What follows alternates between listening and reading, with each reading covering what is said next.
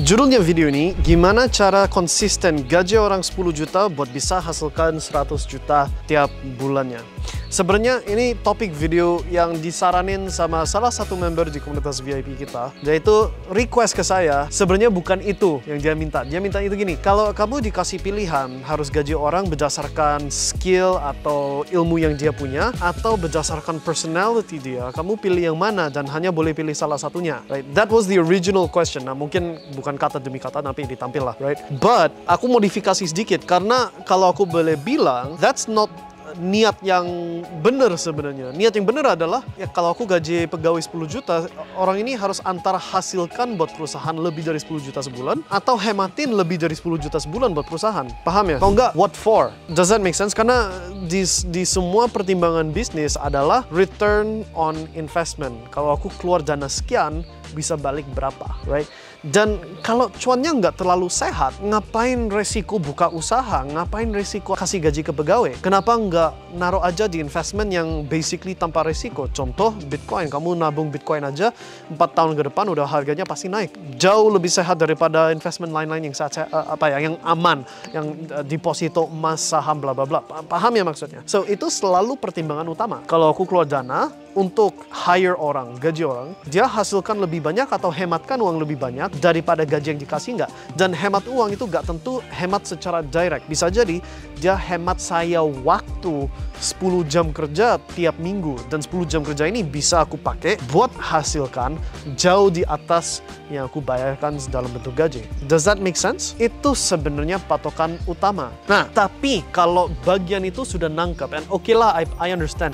Kalau aku gaji orang, nggak mungkin aku pertahankan pegawai itu. Kalau aku keluar 10 juta, nggak mungkin aku pertahankan kalau ternyata efeknya cuma hasilkan ekstra 5 juta omset, yang mana itu bukan net profit. Paham ya? Pasti cepat dilepas. Nah, bagian itu udah clear. Nah, sekarang how to, caranya, tekniknya gimana?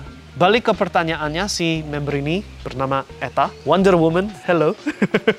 Right? Dia kan menanyakan, kalau nggak salah, pilih skill atau pilih personality, pilih salah satunya. Dan jawaban saya sebenarnya sesimpel ini. Skill itu bisa belajar. Orang yang dulu nggak ngerti video editing bisa nonton video jadi video editor. Orang yang dulu nggak ngerti pembukuan bisa belajar jadi pembukuan. Paham ya? So, skill selalu bisa diajarkan, entah dari kita sendiri mengajarkan dia atau disuruh ikuti kursus di online, di YouTube, di mana, right? Bisa diajarkan.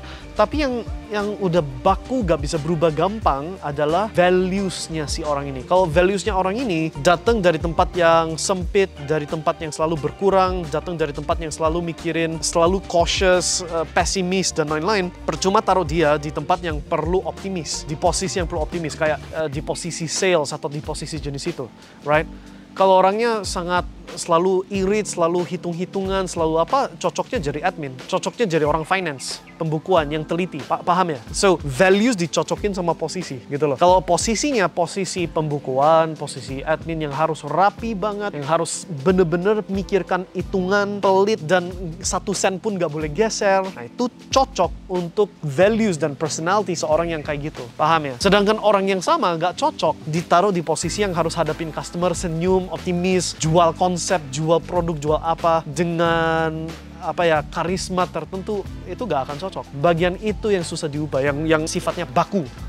Udah lahir besar begitu, ya wis sampai tua begitu juga. Jarang ada orang yang awalnya misalkan hitung-hitungan teliti dan sangat on time dan pembukuannya cocok lah. Terus tahu-tahu bisa berubah personality jadi orang yang wah, karismatik, ideas, konsep, garis besar. Jarang sekali.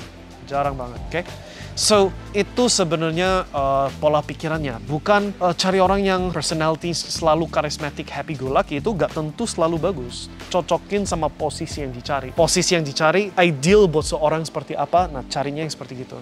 Nah, omong gitu, tergantung ya. Kalau saya omong dari pengalaman saya pribadi sih. Ya. Saya bukan tipe orang yang suka bikin organization besar-besar. Nah, aku pernah pengalaman di situ. Pernah dalam posisi yang lumayan besar untuk perusahaan yang 200-an pegawai plus. Right? Saya sendiri di perusahaan-perusahaan yang saya pegang sempat pernah 25 pegawai sekian.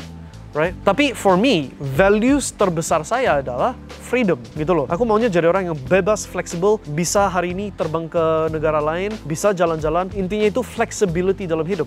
Dan buat saya, punya terlalu banyak pegawai itu nggak memenuhi goal saya. So, dari pengalaman ratusan pegawai, dari punya perusahaan yang sendirinya punya 20-an, 25 pegawai sekian, aku malah cut down. Sampai sekarang cuma, minimalis sekali. Demi lifestyle, demi freedom. Masih bisa cuan sehat, tapi freedom yang saya utamakan. Nah, kalau patokannya di situ, maunya freedom, maka sebenarnya efisiensi dalam rekrut dan gaji orang, efisiensi yang sebenarnya paling penting. Okay? Dan dari pengalaman diriku sendiri, tergantung posisi. Kalau posisinya misalkan pembukuan, right, administratif, maka cuma ada perlu gaji orang lah, intinya begitu loh. Karena administratif itu sebenarnya posisi yang tujuannya untuk hematkan waktu buat kita.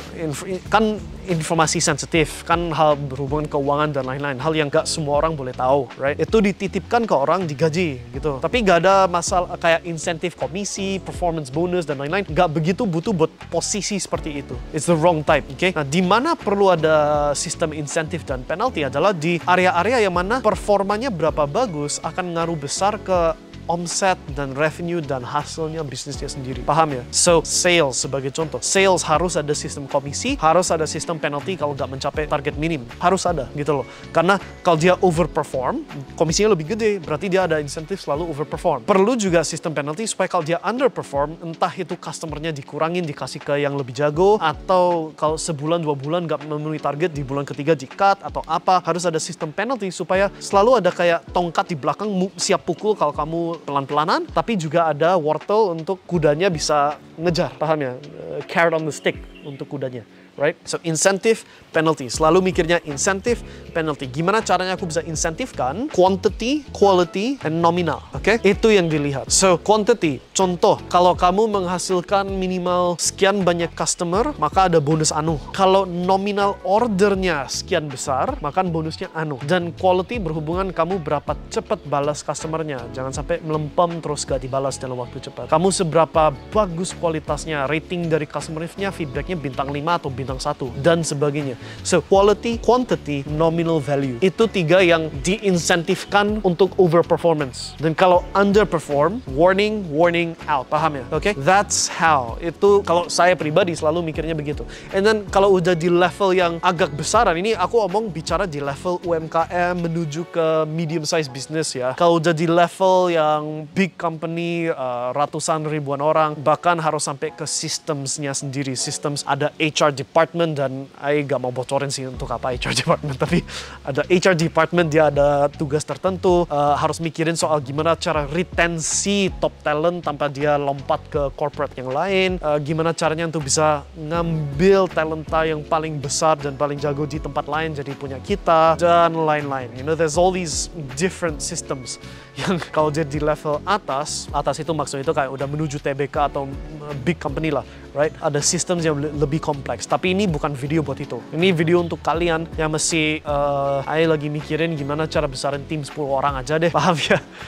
Dan kalau udah di level itu, patokan paling pertama adalah kalau aku gaji sekian, 10 juta sebulan, bisa hasilkan lebih dari 10 juta nggak? Dengan ROI berapa tinggi? Kalau cuma 50% more, gaji 10 dapat 15, forget it, beli aja Bitcoin, paham ya? Ngapain resiko gaji, right? Tapi kalau bisa jauh lebih sehat dari 10 juta, dan justru maunya sebanyak mungkin pegawainya yang mesti masuk kriteria kamu itu ngapain bikin bisnis. Kalau kamu memang enjoy tiap hari ketemu di kantor, manage tim yang makin lama makin besar ukuran timnya, dan kamu suka drive itu, ya gak apa-apa, hajar bikin perusahaan ratusan orang. Tapi kalau kamu seperti saya sukanya enjoy lifestyle, life itu hidup lebih indah dan penting daripada diem di satu tempat, satu kantor tiap hari, right? Maka kejarnya efisiensi, dan itu selalu mikirnya insentif, penalty, cocokin values dan personality ke role yang dialokasikan. Oke? Semoga itu menjawab pertanyaan kalian. I sadar ini kemungkinan besar gak akan topik viral, tapi untuk Anda yang